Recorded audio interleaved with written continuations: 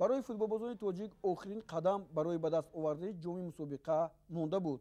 قبلا با دسته شریلانکا منتخب تاجیکستان وانخورده است، ولی توسط گزارش‌های بازی‌های چالش کاپ مربیان ما درباره این دسته معلومات مفصل داشتند.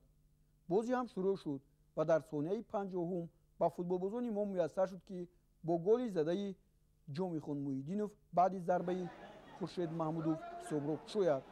این گل زده شده تا دقیقه 45 واخوری باقی ماند. سپس مهارت خوبی فردی خورشید محمودوف به او امکان داد که از بین سه محافظتگر گل دوم را به هدف رساند. در دقیقه 61 بعد ضربه جریمه‌ای در اجرای عادل ارگاشف، نعمان حکیمов آن را با ضربه سر به طور دروازه روان کرد. در مورد آخر جامیخان محیدینوف نیز برای این گل کمک خود را رساند.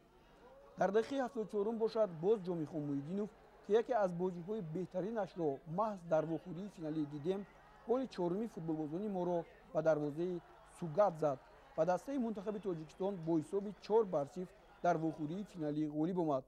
شادی فوتبالبازان ما را حد و کنار نبود. پرچم تاجیکستان در ورزشگاه بندگابندهو به جلوه آمده بود.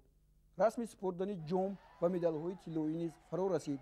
همه فوتبالبازان و شخصان رسمی دسته منتخب تاجیکستان با مدال‌ها قدردانی شدند. با کاپیتان دسته اصلی نبی‌بولویف جام دعوت کنفدراسیای فوتبال آسیا چالش که در تاریخ باری اول است سپرده شد.